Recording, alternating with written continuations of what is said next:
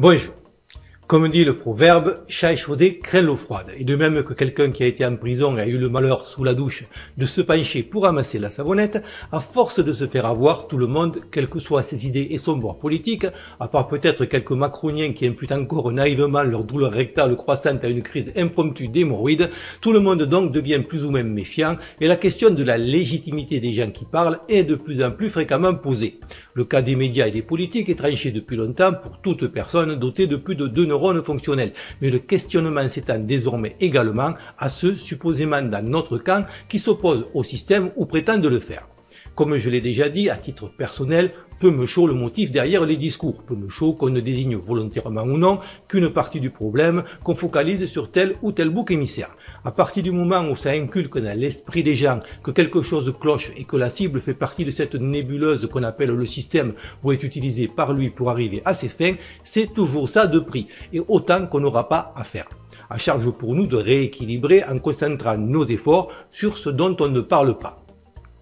Je ne dis pas que ce n'est pas un réflexe sain que de se questionner sur qui parle réellement par la bouche des gens. C'est même une très bonne chose, mais à condition de faire preuve de bon sens et de cohérence, qu'on ne réfute pas la validité d'un argument par l'exégèse et l'intention supposée de celui qui parle au lieu de la logique, et que cela ne devienne pas un moyen de division inutile et contre-productive et un outil supplémentaire pour tenter de discréditer des adversaires sans avoir à débattre, de la même manière que, dans l'autre camp, sont utilisés sans vergogne antisémites, racistes ou homophobes et le joker de la haine pour tuer la discussion quand on sent qu'on perd sur le terrain des idées. Depuis quelque temps, comme c'est souvent le cas vis-à-vis par exemple d'un Zemmour, je vois que d'aucuns attaquent un certain saurien préhistorique dissident, non pas sur ce qu'il dit, mais sur d'où il parle ou sur qui il est. En l'occurrence, il apparaîtrait, au vu de son patronyme, qu'il soit d'origine maghrébine, un maghrébosaure en quelque sorte. Il faut faire un long détour spéléologique pour comprendre, au-delà de l'étiquette de racisme que certains vont s'empresser d'accoler à la chose et de l'aspect contre-productif de la démarche, pourquoi d'autres y voient un problème. Tout le monde a son casque? Ok, on démarre. Même si l'islam nous incite à le faire, il ne faut pas se voiler la face. Dans l'esprit de beaucoup de Français, quand on pense musulman, on pense maghrébin et réciproquement. À leur décharge, il faut reconnaître que le mélange des deux peut produire un cocktail particulièrement sonore et voyant, plutôt difficile à avaler, alors que les maghrébins sans l'islam seraient certainement beaucoup plus goulayants et poseraient, en France en tout cas, beaucoup moins de problèmes. Il faut bien comprendre que les Berbères ne sont pas des Arabes, lesquels les ont réduits en esclavage pendant des siècles et n'ont pas toujours pour eux le plus grand des respects. C'est d'ailleurs souvent plutôt parmi eux, preuve dans quelle estime ils les tiennent, qu'ils recrutent les pigeons dispensables qu'on sacrifie à la cause dans des attentats. Ils ont été convertis sur le tard à une religion de nomades qui n'est pas, à mon sens, sociologiquement faite pour eux, ce qui tend logiquement à en pousser certains à la surenchère bruyante pour montrer qu'ils sont meilleurs musulmans que les autres. Toujours est-il que cela ne contribue pas à donner de l'islam une image particulièrement sympathique, sachant que ceux qui font les andouilles ou leur équivalent halal au fond de la classe se font toujours plus remarquer que les élèves appliqués du premier rang et que, pour les gens, les soi-disant bons musulmans avec lesquels on nous rebat les oreilles et qui quand même ont à minima la négligence coupable de se garder de toute critique à l'égard des autres, sont complètement invisibles. Encore une fois, en dehors du fait que j'estime qu'elle n'est pas compatible avec notre culture, je n'ai rien par principe contre l'islam en tant que religion. Et pendant qu'on se focalise dessus, on est envahi par des gens en provenance d'Afrique noire qui sont loin d'être tous musulmans. Je lui reproche juste, comme au siono-judaïsme, de dépasser la sphère spirituelle, d'avoir des visées politiques hégémoniques et de nous imposer des pratiques plus culturelles que cultuelles, contrairement à ce qu'on essaie de nous faire croire, qui sont placées au-dessus de nos lois et coutumes propres. Dans ces conditions, c'est comme mélanger de l'huile, de l'eau et du sable dans une bouteille. De même que les Juifs, en dépit de siècles de cohabitation, continuent à flotter à la surface comme une entité distincte, l'islam ne se mélangera jamais non plus et se décantera toujours au fond. Le mélange n'a d'ailleurs jamais été le plan. Ce qu'on nous vend depuis le départ, et le terme est parfaitement explicite, c'est le multiculturalisme. Ce n'est pas un mélange ou une intégration heureuse, mais bien par définition plusieurs cultures qui vivent non ensemble mais côte à côte, chacune s'accaparant des quartiers ou des bouts de territoire. C'est ça la définition du multiculturalisme et beaucoup de gens ne l'ont pas comprise. C'est-à-dire que peu à peu, la culture dominante, qui n'existe qu'à un endroit sur la planète, pour des raisons de la logique et des justifications m'échappent, est supposée laisser d'autres cultures, qui elles existent ailleurs et ne sont pas menacées, s'installer chez elle, à ses frais, et l'empêcher de vivre sa vie normalement sur toute ou partie de son territoire, lequel se réduit comme une peau de chagrin en attendant, quand les proportions le permettront, les affrontements sanglants inévitables dans toute société multiculturelle, comme l'a démontré la Yougoslavie en son temps. Il faut juste être conscient que si on n'est pas capable de faire montre, nous aussi, comme tous les autres, d'une forme de communautarisme qui n'a de sens qu'autour de liens ethniques et culturels, on va se faire bouffer tout cru, sachant que, pour ceux qui n'auraient pas mesuré les enjeux, le but reste avant tout qu'on ne fasse pas bloc quand on va procéder au pillage probable de nos comptes bancaires. Il faut mettre un terme au mensonge de la gauche qui nous a inculqué l'idée qu'une lutte des classes était possible, que nous étions tous frères et que les travailleurs du monde entier avaient vocation à s'unir. C'est très joli sur le papier, mais c'est basé sur l'idéologie délétère de l'humanisme et la croyance absurde que nous sommes tous égaux, que nos valeurs sont universelles et que nous voulons la même chose. Ce n'est pas vrai, car pour ce qui est des musulmans par exemple, leur finalité n'est pas l'aboutissement d'une civilisation humaine. Leur finalité, c'est l'islam et la vie après la mort. Il n'y a pas de socle social commun, autre que théorique, tant avec l'islam qu'avec tous ceux qui viennent non seulement de notre pays, mais d'un autre continent, autant dire de la planète Mars. La main tendue ne peut pas marcher, et même si l'on peut toujours trouver quelques exceptions sur lesquelles les médias s'empresseront de braquer leurs caméras pour nous vendre leur réalité alternative, ils ne seront jamais des camarades de lutte, pour reprendre une expression mélenchonienne. C'est d'ailleurs pour cela qu'ils ont été importés en masse, pour nous diviser et nous empêcher de nous révolter en substituant des conflits horizontaux aux conflits verticaux que craignent nos élites. En outre, les musulmans ont d'autant moins vocation à nous rejoindre dans la lutte active contre le système qu'ils attendent patiemment que ce dernier ait terminé son œuvre de destruction dans l'espoir de remplacer notre civilisation par leur système religieux.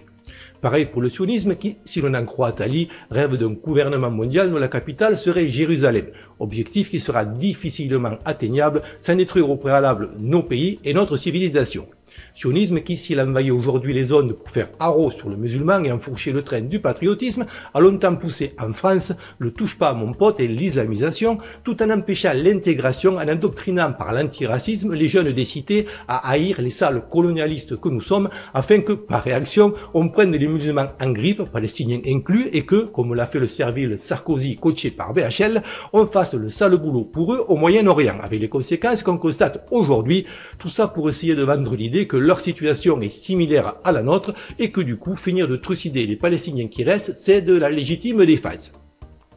Car il faut bien comprendre que si la pantomime politique rythmée par les élections avec laquelle on nous amuse semble avoir la vue courte, la vraie politique, celle qui se joue derrière, s'appuie sur le temps long et a des stratégies qui s'étalent sur des décennies. On peut donc comprendre la méfiance légitime des uns et des autres quand celui qui parle fait partie ou est issu d'une autre communauté, quelle qu'elle soit, surtout quand il prétend parler à notre nom et que son discours vise à ce que nous nous tapions dessus avec d'autres pendant qu'il compte les points. Encore une fois, et même s'il vaut mieux être conscient de la manipulation, cette appartenance communautaire, qui ne doit pas être cachée, n'en impact que sur l'intention présumée derrière le discours et n'empêche pas qu'on doit quand même écouter le dit discours, que la liberté d'expression s'applique là comme ailleurs et qu'on doit être capable, quand c'est le cas, de reconnaître la validité de certains arguments. Ça n'arrivera hélas jamais, mais même un antifa hystérique, chose qui frise le pléonasme, devrait être en mesure de reconnaître, la mort dans l'âme si nécessaire, qu'on peut certes reprocher à Hitler des millions de choses, au moins 6 selon certains, mais que s'il a dit à midi qu'il était midi ou regardé par la fenêtre et dit tiens il pleut, il a eu raison. Le problème étant que dès qu'on admet que quelqu'un peut avoir raison même sur l'heure qu'il est, on peut se demander sur quoi d'autre il peut avoir raison. D'où la nécessité de disqualifier par l'étiquette ses adversaires idéologiques et de les isoler par un cordon sanitaire. En outre, si plutôt que de prétendre sonder les cœurs et les reins, on veut se faire une opinion sur les motivations de quelqu'un issu de notre communauté, opinion qui soit à la fois objective et sérieuse, basée sur la raison et la logique, il faut bien faire la distinction, tout en tenant compte des deux à la fois, entre la dimension d'individu d'une personne et sa dimension en tant que composante d'une entité ethnique et culturelle qui la dépasse. Comme je l'ai dit souvent, ce n'est pas parce qu'une petite souris blanche est mignonne individuellement dans sa cage que si on en échappe plusieurs, quelques centaines de mignonnes petites souris blanches en liberté dans la maison, ça ne s'appellera pas une infestation. La valeur propre de chaque individu, et c'est quelque chose de parfaitement ancré dans la culture française, doit être reconnue. Mais quelqu'un, aussi valable soit-il, ne peut garantir sa descendance. Et même une hypothétique génération d'immigrés parfaitement intégrés, lesquels donneront même des noms français à leurs enfants, s'ils continuent à se marier entre eux, ne pourront pas empêcher que la deuxième ou troisième génération replonge dans ces atavismes, ce qui est généralement le cas, provoquant, même en fermant les frontières, par la seule natalité, une immigration intérieure qui n'aura de français que le nom. Ce qui fait qu'au bout du compte, les qualités individuelles, aussi grandes soient-elles, ne suffisent pas comme garantie pour accepter quelqu'un si cette personne n'a pas conscience du problème. Quelqu'un de sincère qui a compris que son intérêt était que notre civilisation survive pour que lui et ses enfants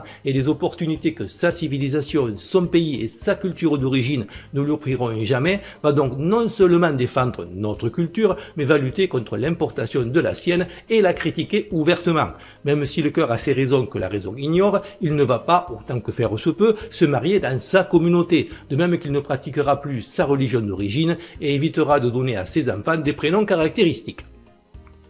Si déjà une partie de ces conditions est réunie, il est aussi légitime que quiconque à parler au nom de la communauté qu'il a choisie, à savoir la nôtre. Je pense que le Raptor, comme Majid ou Kacha et d'autres, cochent probablement une bonne partie, sinon toutes ces cases. D'autres, comme Zemmour ou Salim Laibi, certainement beaucoup moins, ce qui n'enlève rien par ailleurs au caractère parfois pertinent de leur discours.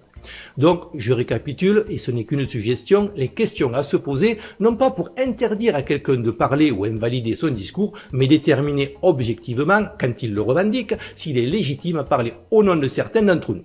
Est-ce qu'il nous défend ? Est-ce qu'il critique sa communauté d'origine et lutte contre son implantation en France? Est-ce qu'il est marié dans sa communauté d'origine? Est-ce qu'il a gardé sa religion? Est-ce que ses enfants ont des prénoms qui ne sont pas ceux de sa communauté d'origine?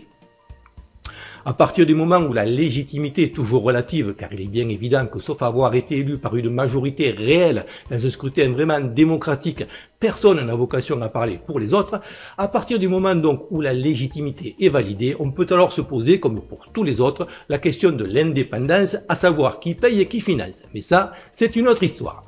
Cette chaîne n'est pas monétisée et je ne vends rien. Je n'ai pas la prétention de détenir la vérité, juste de développer, tant qu'on me laisse faire et pour ce qu'il vaut, un raisonnement logique, honnête et argumenté. Même si ça place la chaîne sur un siège éjectable, je pars du principe que la liberté d'expression est déjà suffisamment atteinte pour qu'on ne rajoute pas en plus une autocensure inutile et je m'adresse à des gens qui, en dépit de la titanesque opération d'appauvrissement du langage et de la pensée que nous subissons, sont capables de faire l'effort d'entendre sans préjugés un discours complexe et nuancé. À partir de là, que vous soyez d'accord ou non avec ce que je dis, n'hésitez pas à apporter votre contribution dans les commentaires. Merci encore pour vos likes, votre soutien et vos partages, sans lesquels cette chaîne resterait confidentielle. Et à bientôt,